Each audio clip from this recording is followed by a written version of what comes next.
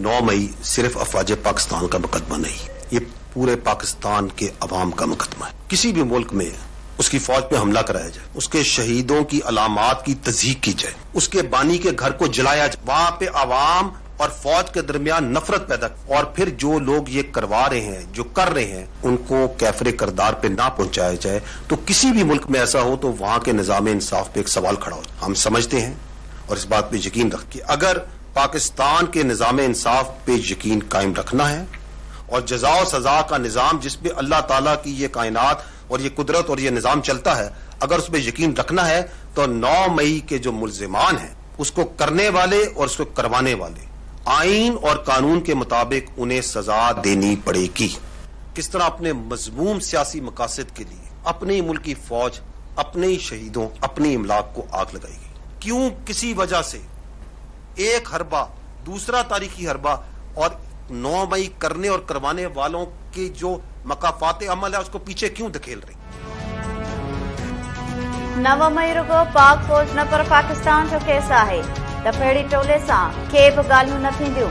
दफेड़ी टोले वटि रुगो हिक ई दग आहे त दिल सां माफ़ी वठे ऐं नफ़रत जी सियासत छॾण जो वाइदो करे। पाक फौज तर्जुमान जो वाज़े ऐलान।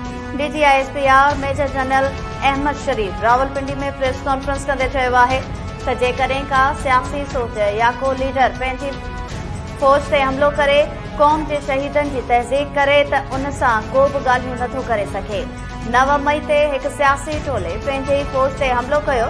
कुझु सियासी लीडर्स माण्हुनि खे हदफ़ ॾिना। फौजी ताक़नि खे चूंडे निशानो बणायो वियो, जंहिंजा सबूत न रुगो इदारनि पर अवाम वटि बि मौजूद आहिनि। हमला कंदड़ ऐं कराईंदड़ सज़ा खां बची न सघंदा। ज़िम्मेवारनि खे सज़ा न ॾिनी वई त कंहिंजी जान माल ऐं इज़त महफ़ूज़ न रहंदी।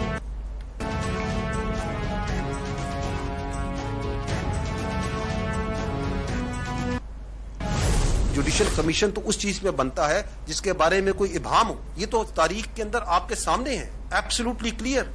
ये भी क्लियर है कि किस तरीके से वर्गलाया गया, कैसे ज़हन साजी की गई, कैसे अहदाफ दिखाए गए, कैसे निकाला गया, कैसे किया गया। और उसमें भी कंफ्यूजन और हेज डालने के लिए कहा जाए कि जुडिशल कमीशन बना दें ताकि पता चले ये वाकया हुआ है या नहीं हुआ, किसने किया। हम तैयार हैं, बनाए जुडिशल कमीशन, लेकिन अगर जुडिशल कमीशन बनाना है तो फिर इस पूरे वाकये की तह तक जाए।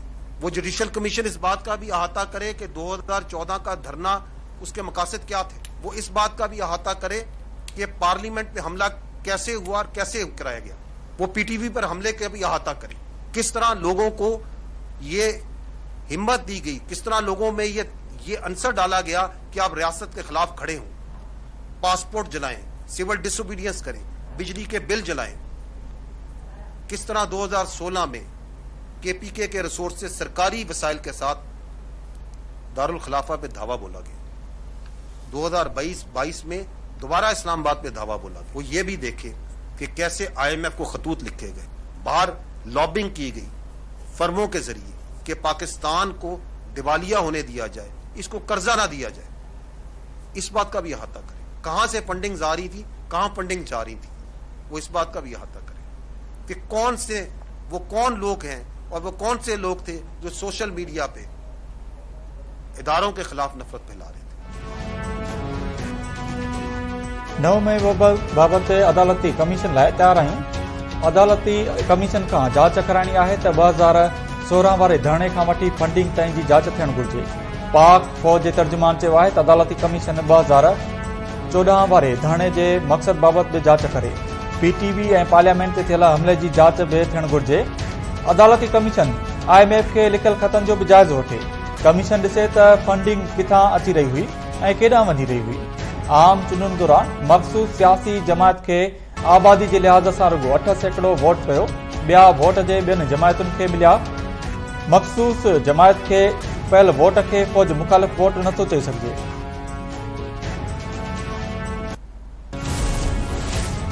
पाकिस्तान में जमहूरियत के को बि ख़तरो न आहे। जमहूरियत के ख़तरो आहे त गैर जमहूरी रवैयनि मां आहे।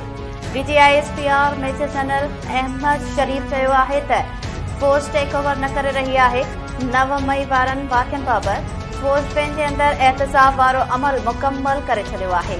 6 जजिस जे क़त वारे मामले ते तबसरो न कंदुसि। पाकिस्तान कंहिंखे बि पंहिंजा अॾा नाहिन ॾिना न ॾींदो। कंहिं बि इदारे खे टेक ओवर करण जो इरादो नाहे। SIFC में बि फ़ौज जो किरदारु सहूलतकारी वारो आहे। पाक फ़ौज जे तर्जुमान चयो आहे त पाकिस्तान अंदरि दहशतगर्द हमलनि में अफ़गान शहरी मुलविस आहिनि। बंदिश पियल TTP पाकिस्तान में दहशतगर्दी लाइ अफ़गान धरती इस्तेमालु करे रही आहे, जंहिं जा सबूत बि मौजूदु आहिनि। अफ़गान तालिबान दुआ मुआहिदे ते अमल करण में नाकाम विया आहिनि। रावलपिंडी में प्रेस कॉन्फ्रेंस कंदे DG ISPR major general Ahmed Sharif चयो आहे त पाक फ़ौज खे अफ़गानिस्तान में दहशतगर्दनि जे आज़दाने चुरपुर ते ॻणती आहे। बिशा में चीनी शहरनि ते हमले जी रिथाबंदी अफ़गानिस्तान में कई वई। हमलो कंदड़ आपघाती बमबार अफ़गान शहरी हो। पाक फ़ौजी पहिरीं तरजीह दहशतगर्दी जो ख़ात्मो आहे। दहशतगर्दनि ऐं सदन सहूलतकारनि जे ख़ात्मे लाइ हर हद ताईं वेंदासीं। इस्लामाबाद हाई कोर्ट जे 6 जजिस वारे ख़त ते पाण मुरादे नोटिस ते ॿुधणी। चीफ जस्टिस कासिफ ईसा रिमार्क्स में चयो आहे त अदालत में हर शख़्स पंहिंजी ॻाल्हि करे रहियो आहे। जमहूरियत ते यकीन रखां थो। हिन केस में कंहिं बि प्राइवेट शख़्स खे धुर न बणाईंदासीं। जेकॾहिं को जज कुझु नथो करे सघे त घर वेही रहे।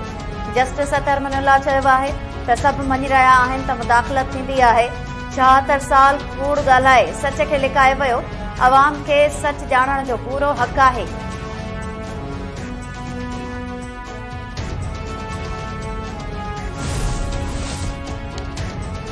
जजिस खिलाफ़ सोशल मीडिया ते मुहिम खिलाफ़ जस्टिस बाबर सतार खां पोइ जस्टिस मोहसिन अख्तर कयानी बि इस्लामाबाद हाई कोर्ट जे चीफ जस्टिस खे ख़त लिखी छॾियो। जजिस खिलाफ़ सोशल मीडिया मुहिम खिलाफ़ पाण मुरादो नोटिस वठण जो मुतालबो। चीफ जस्टिस आमिर फारूक बि हाई कोर्ट में केसिस जूं ॿुधणियूं मुलतवी करे छॾियूं। अहम फ़ैसिलनि जो बि इम्कान।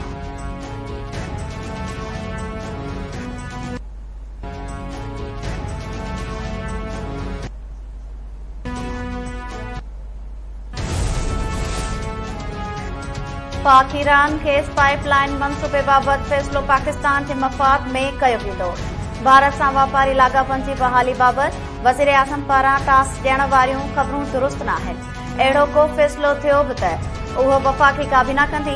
नाइब वज़ीर आज़म ऐं परॾेही वज़ीर इसाक डार चयो आहे त OIC इजलास में असांजी तजवीज़ ते इस्लामोफोबिया जे वाक़िअनि बाबति ख़ासि नुमाइंदो मुक़ररु कयो वियो। इजलास में गज़ा सूरतहाल, कश्मीरनि ते ज़ुल्म ऐं इस्लामोफोबिया बाबति बि आवाज़ उथारियो। गज़ा में फौरी जंगबंदी ऐं इमदाद पहुचाइण जो मुतालबो कयो। वॾे वज़ीर मुरादल शाह पारां सूबे में अमन अमान जी सूरतहाल बहितर बणाइण न हुअण जो इतराफ़। सखर ऐं लाड़काणे में मीडिया सां ॻाल्हाईंदे मुरादल शाह चयो आहे त माज़ी जी भेट में अमन अमान जूं हालतूं बहितर थियूं आहिनि। अॻुवा जा केस बि घटिया आहिनि। धाड़ेलनि खिलाफ़ ऑपरेशन बि जारी आहे। कणक जे बारदाणे में करप्शन कंदड़नि खे बख़्श न कंदासीं। 4 DFC मुअतल कया विया आहिनि। शहीद जान मोहम्मद भर जा कातिल गिरफ़्तार न थियण ते शर्मिंदा आहियां। शहीद सहाफ़ी जे कातिलनि खे ज़रूर गिरफ़्तार कयो वेंदो।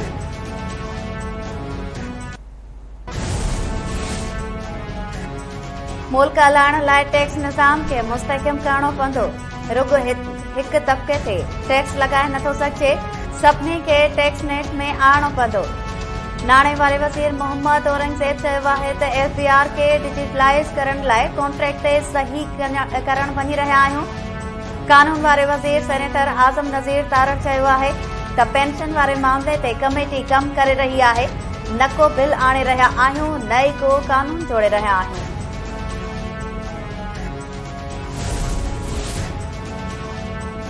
अवां उहे ई आहियो न जंहिं 2022 में खेरपुर नासन शाह ऐं मेड़ खे बुड़ियो। हाणे मीरपुर ख़ास खे रेगिस्तान करण आया आहियो। सिंध हाई कोर्ट मीरपुर ख़ास बेंच में शहर जा बुनियादी मसइला हल करण बाबति दरख़्वास्त ते ॿुधणी दौरान DC सोनू खान खे छंड। अदालत पारां पब्लिक पार्क ग्रीन बेल्ट काहू जो दड़ो, रांदियुनि जे मैदाननि ऐं ॿियनि हंधनि तां कब्ज़ा ख़तमु कराइण ऐं हद दख़लियूं हटाइण लाइ मुहिम हलाइण जो बि हुकुम। ईंदड़ ॿुधणी ते रिपोर्ट बि तलब।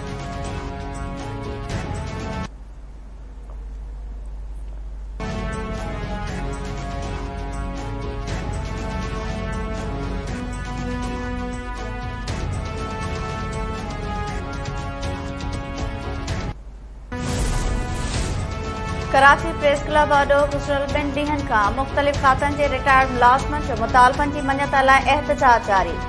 रेड ज़ोन में दाख़िल थियण जी कोशिश, केतिराई रिटायर्ड मुलाज़िम रुकावटूं तोड़े YMC ग्राउंड पहुची विया। पुलिस एहतजाज खे अॻिते वधण खां रोके छॾियो। पुलिस जो एहतजाज ख़तम कराइण लाइ मुलाज़िमनि सां ॻाल्हियूं। सिंध यूनिवर्सिटी जामचोरो में 2 शागिर्द धुरनि में जहिड़ो लठियूं ऐं सिरोटा लॻण सबबि 3 शागिर्द ज़ख़्मी। पुलिस हॉस्टल ते चढ़ाई करे 2 ॼणनि खे गिरफ़्तार करे वरितो।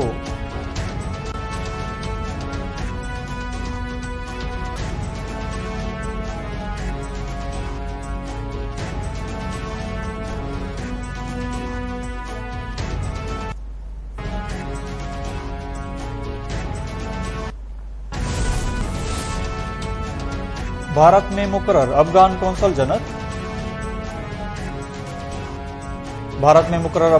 जनरल ज़किया वर्द खे 25 किलो सोन स्मगल करण जे कोशिश दौरान पकड़जी पई। भारतीय मीडिया मूजिब मुंबई एयरपोर्ट ते ॻुझनि इदारनि जे अमलदारनि अफगान कौंसल जनरल ज़किया वर्दिक ऐं संदसि पुट जे सामान जी तलाशी वरिती त सामान मां 25 किलो सोन मिलियो। भारतीय अख़्तियारनि मूजिब हथ कयल 25 किलो सोन ज़ब्त कयो वियो, पर सफ़ारती छूट हुअण सबबि ज़किया वर्दिक खे गिरफ़्तार न कयो वियो।